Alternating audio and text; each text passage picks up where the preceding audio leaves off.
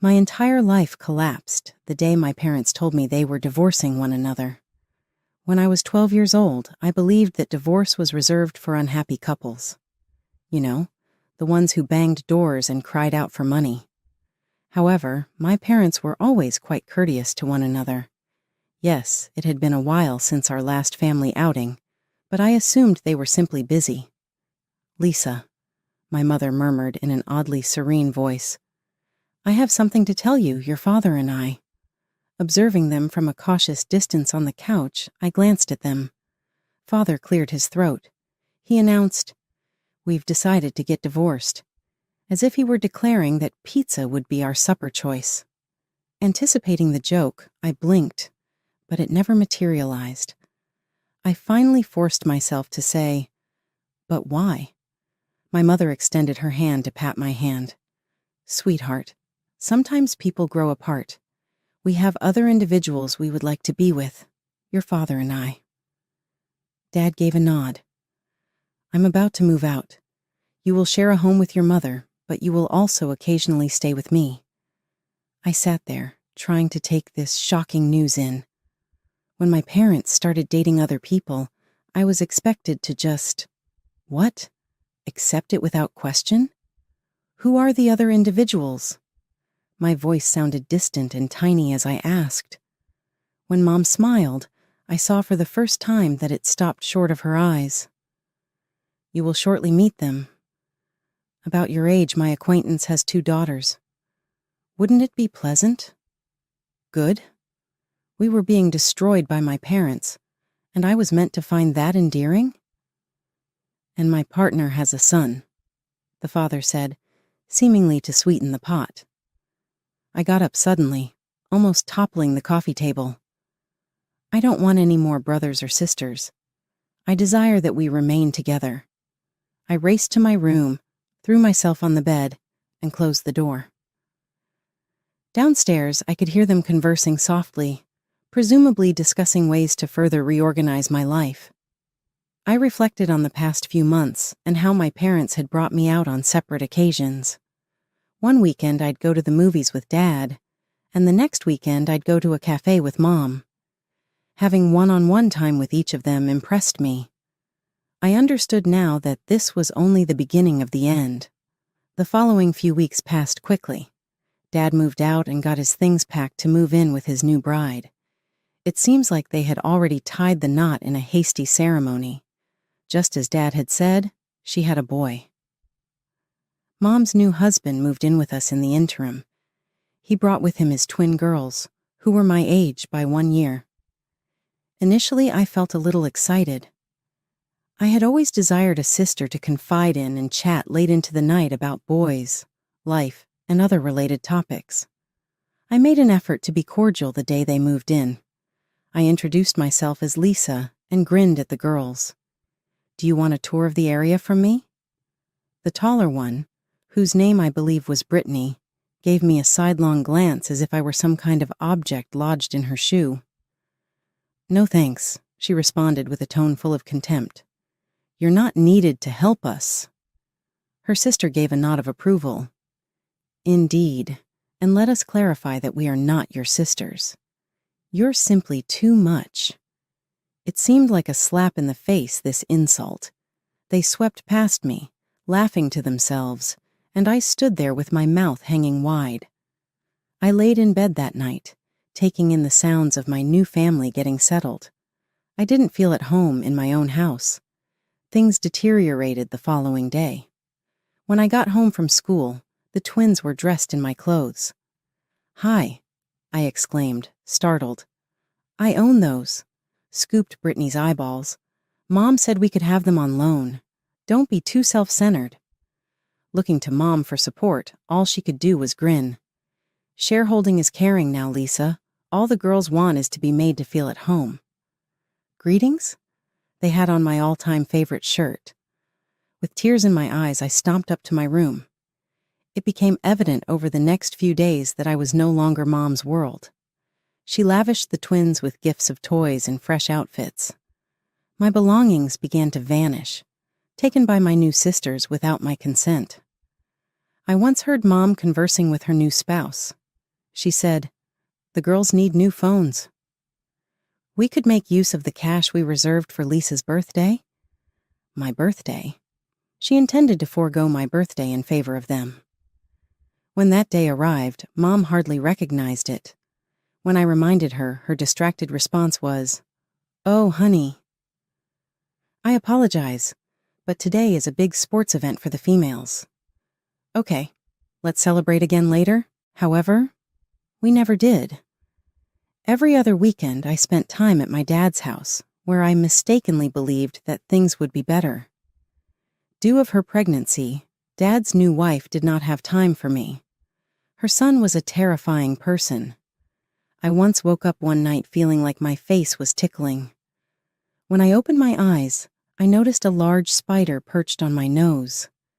I cried out, thrashing around in terror. Everyone in the house started running. The lights flickered on, and I noticed that Dad's stepson was smiling in the doorway, and that the spider wasn't a real one, but rather a plastic toy. "What's happening?" Dad's wife waddled into the room, her pregnant belly leading the way, and demanded. Surprisingly, the youngster overheard Lisa screaming and stated, "Lisa woke us all up." His toy was. I started to say, "You little," when Dad's wife interrupted. "To be honest, Lisa, what is the matter with you? Are you a crazy, hysterical person?" I looked to my father, thinking he would stand up for me, but all he did was stand there uncomfortably. "He placed it there," I urged. "He is aware of my spider phobia." "Stop being so silly," his spouse angrily said. "Go to bed and stop lying. I want to spend the rest of the night without seeing you." I turned to face Dad once more, silently pleading with him to say something, anything at all, but all he could manage was a sigh and, "I'll take you home in the morning." I became aware of something as they all departed, leaving me alone myself in the dark. I had lost my home. I was by myself. There was no improvement in life at Mom's residence. Mom's unceasing attention and praise gave the twins the confidence to act cruelly. My favorite cup was broken and lying on the kitchen floor when I returned home one afternoon. There they stood, the twins as innocent as angels. Brittany said, "Oh, Lisa," in a syrupy, sweet voice. "We sincerely apologize. It merely slipped as we were attempting to make you some tea." It wasn't a lie, I knew. They had never made me tea, much less done me anything kind. But before I could respond, my stepdad and mother entered. Mom said, "What's going on here?" The other twin spoke up. "I am the mess on the floor," as Lisa broke her mug. She broke it out of anger. My stepdad had a gloomy expression. He took hold of my arm without saying anything, and walked me to the small storage room at the end of the hall. It was packed with abandoned junk and old cartons, and it smelled musty. He shoved me inside and said, "You'll stay in here until you learn to control your temper." But I took no action. I sobbed, but he simply closed the door and left me in the dark. Giggles came from outside the door. The twins were involved. One of them screamed out through the wood, "Hey, Lisa! You know there are a lot of spiders in this room? Large, hairy ones that emerge at night?" I cowered down in the corner and tried not to freak out. Even though I knew they were lying, the night seemed to be crawling all around me. I jumped at the sound of anything. Hours went by. Not even Mom came to let me out. When the door finally opened, it was morning. Mom stood there looking tired. "I hope you've learned your lesson," she said. "Now get ready for school." I tried to tell her what really happened, but she just waved me off. That was when I realized Mom would always believe them over me. I started spending more and more time at my Aunt Sarah's house. She was Dad's sister, and she lived with her husband, Uncle Tom. They didn't have kids of their own, so they were always happy to see me. At first, I'd visit for a few hours after school, but those hours turned into days, and soon I was spending weeks at a time with them. One day, after I'd been at Aunt Sarah's for almost a month, my teacher, Mrs. Rodriguez, showed up at Mom's house for a home visit. I wasn't there, of course, but I heard about it later from a neighbor kid who saw the whole thing. Mrs. Rodriguez knocked on the door, looking concerned. When Mom answered, the teacher asked to see me. "Oh, Lisa's with her father this week," Mom said dismissively. Mrs. Rodriguez frowned. "That's odd. I just called Mr. Johnson and he said Lisa was living with you." Mom's face went pale. "What? But I thought—" Mrs. Rodriguez was furious. She contacted Child Protective Services, and before I knew it, we were all headed to court. I sat in the courtroom, now 14 years old, watching as my parents argued over who should take care of me. But it wasn't the kind of argument I'd expected. "You take her," Dad shouted at Mom. "I have a small child. I don't have time for a teenager." Mom scoffed. "Are you kidding? I have a life now. I can't deal with Lisa's drama." I sat there feeling smaller and smaller as they tossed me back and forth like a hot potato. Neither of them wanted me. But then Aunt Sarah stood up. "Your Honor," she said, her voice clear and strong, "if I may, Tom and I would like to take custody of Lisa." The courtroom went silent. I looked at Aunt Sarah in shock. She smiled at me, then turned back to the judge. She handed some papers to the judge. "These documents show our financial stability. I'm a teacher, and Tom's a doctor. We can provide for Lisa in every way." The judge looked over the papers, then looked at me. "Lisa," he said gently, "you're old enough to have a say in this. Who do you want to live with?" I didn't hesitate. "Aunt Sarah and Uncle Tom," I said, my voice shaking but certain. I saw the relief on my parents' faces. They didn't even try to hide it. Over the next few weeks, I settled into my new life. Aunt Sarah and Uncle Tom weren't just taking care of me. They were parenting me. They asked about my day, helped me with my homework, and actually listened when I talked. One evening, as we sat around the dinner table, Uncle Tom asked, "So, Lisa, what should we call each other now that we're officially your guardians?" I thought for a moment. These people had shown me more love in a few weeks than my own parents had in years. Could I call you Mom and Dad?" I asked hesitantly. Aunt Sarah's eyes filled with tears. "Oh, sweetie, we'd be honored." From that day on, they were Mom and Dad to me.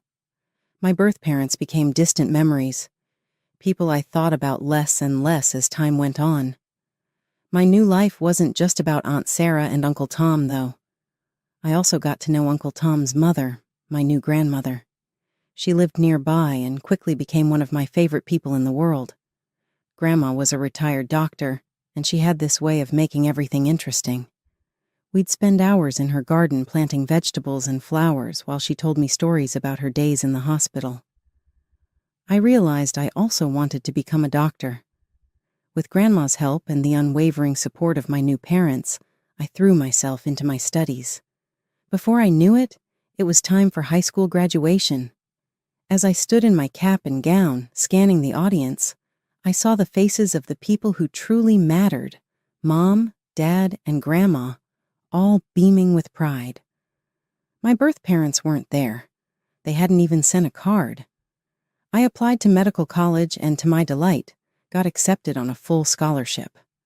Life was good.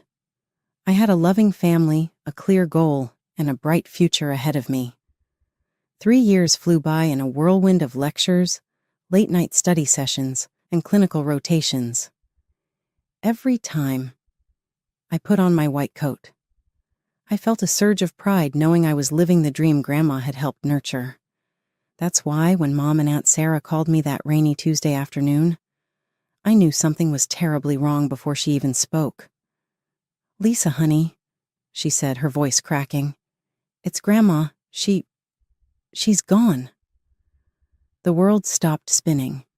Grandma was gone. It couldn't be. We had plans to review my latest paper this weekend. She was supposed to be at my graduation in a year.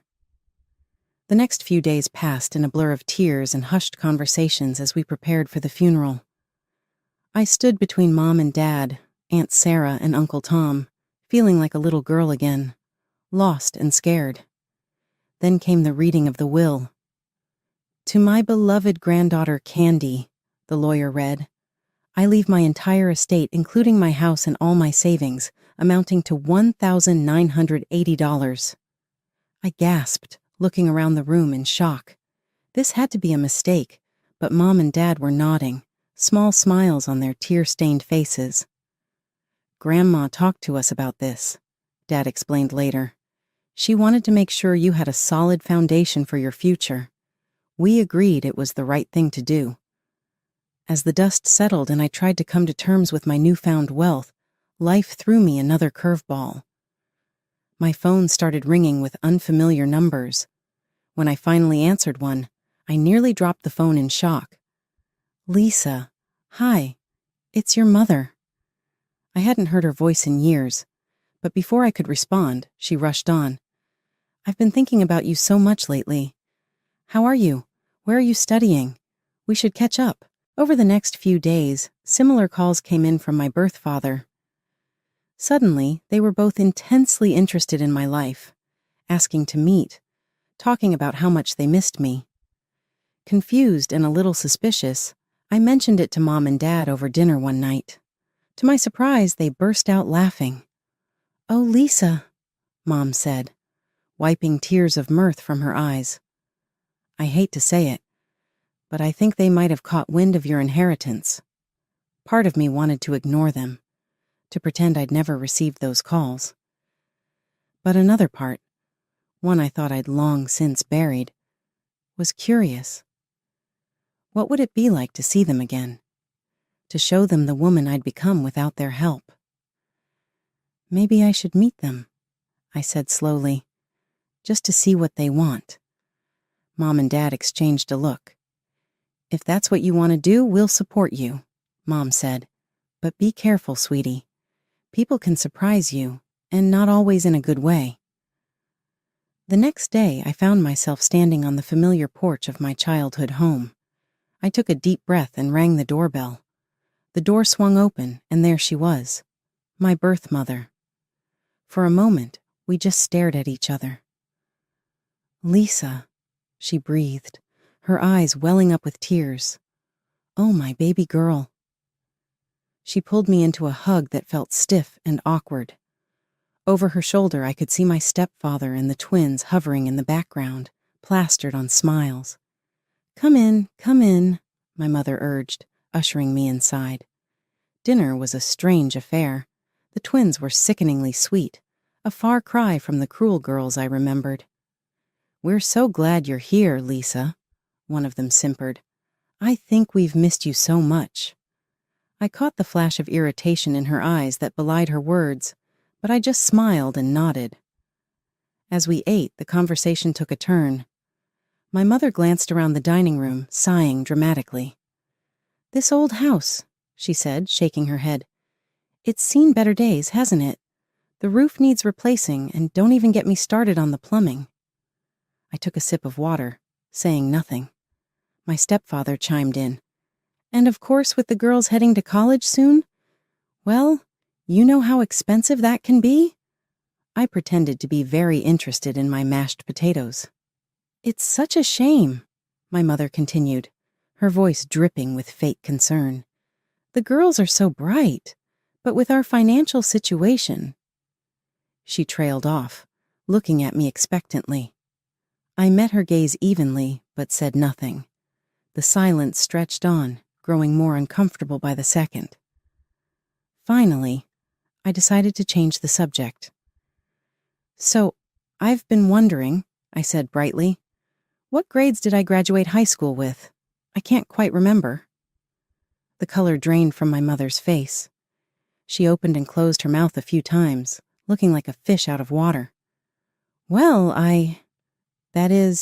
it was so long ago." My version was completely confirmed. She didn't know anything about my life, my achievements, my struggles. All she knew was that I had money now. I stood up abruptly, my chair scraping against the floor. "I think I know why you invited me here," I said, my voice surprisingly calm. "It's about my inheritance, isn't it?" The room went silent. My stepfather's face turned red, and the twins suddenly found their plates very interesting. "How can you say that?" my mother gasped, but her eyes gave her away. There was no warmth there, no motherly love, just calculation and disappointment. "Now, Lisa," my stepfather started, but I cut him off. "No, I'm done here. Don't contact me again." With that, I walked out into the cool night air, leaving behind the echoes of their angry shouts and my own past. I didn't need their approval or their love. I had a real family waiting for me at home. Just a few days later, I found myself standing at my father's front door. The door swung open, revealing my stepmother.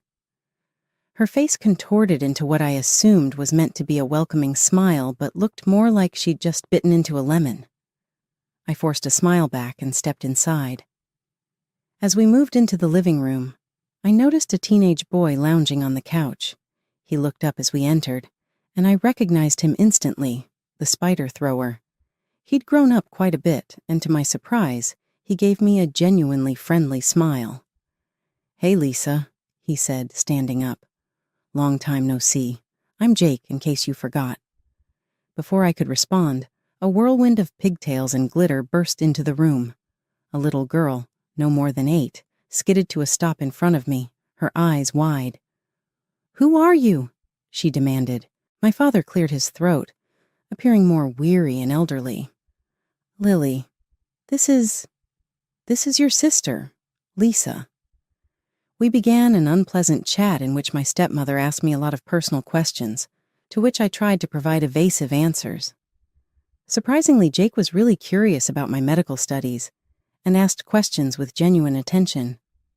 As the night went on, I sensed that the discussion was moving toward the true purpose of our meeting. My stepmother would nod slightly to my father, encouraging him to keep on. He cleared his throat at last. "So, Lisa," he said in an unduly informal tone, "we heard about your windfall." I stiffened, anticipating what would come next. He went on, "You know, Lily here is quite the little genius. We've been thinking of sending her to this prestigious private school, but, well, it's not cheap." With a carefully blank face, I remained silent. Stepmother of mine got in. "Lisa, your father is attempting to convey that we could use some assistance with Lily's future. You get it?" I inhaled deeply as I could feel my patience waning. "Why now?" I questioned, turning to face my dad. "Why are you only remembering me now that I have money?" Dead silence fell over the room. It seemed that even Lily, who was occupied with her dolls, could feel the tension. My stepmother's face contorted in rage as my father began to stutter forth an explanation. "Now you listen here," she said, losing all semblance of compassion. "You have a duty to support your family. We'll take you to court if you don't. We will request our portion of the money you owe us." It was unavoidable for me. I chuckled. "Actually, you're not really my family at all, per the law," I remarked as I stood up. "Remember how you left me behind? My legal parents are now Uncle Tom and Aunt Sarah." I heard my father's irate yells and my stepmother's high-pitched voice as I walked out the door, but I turned away. I felt a range of feelings as I got into my car and drove off, but largely relief and melancholy. My phone was buzzing non-stop in the days that followed my visits to my birth parents. Both of them were sending out more urgent texts, calls, and voicemails than the other. My mother's voice begged, "Lisa, please," in one message. "The house is going to be lost. We're going to be outside. Do you not give a damn?" My father used a variety of tactics, from demanding things openly to guilt-tripping. "After everything we've done for you," one text said, "this is how you repay us." I didn't respond to any of them. Instead, I turned my attention to my studies, resolutely tackling my last year of college. I was poring over a very complicated cardiology textbook one evening when my phone popped up with an unknown number. I gave a hesitant response. "Hello?" This is Jake, Lisa. I suppose you know him as your stepbrother. I wanted to apologize for the spider incident years ago. I know this is strange. It was an extremely bad decision. In spite of everything, I noticed myself grinning. That was a long time ago, Jake. Underneath the bridge, water. No, really. He was adamant. I've carried the guilt for years. I would have liked to apologize sooner, but you never got back to me. I assure you that this has nothing to do with money. I guess I just wanted to let you know that I'm not that dumb child anymore. His genuineness was endearing. I appreciate that, Jake. Really. We conversed for more than an hour in the end. Jake was an engineering major in his first year of college. He was not the spoiled brat I remembered. Instead, he was witty and self-deprecating. We had decided to get together for coffee the following week by the time the call ended. Over the course of the months, Jake and I became true friends. It felt fantastic, even if it was unusual to reconnect with someone from my previous life. He became a constant source of support in my life as we got together frequently for study sessions or coffee. In the meantime, my life was advancing at an incredibly rapid rate. My arduous tests and sleepless nights paid off when I eventually took the stage to receive my college certificate. I turned to face the crowd and saw Mom, Dad, and Jake roaring with excitement. My heart was filled with thankfulness and joy. Regarding my biological parents, they gradually stopped communicating with me. Through Jake, I learned of their financial difficulties, but I stayed out of their way. It was only an acknowledgement that our paths were diverging, no longer motivated by resentment or malice.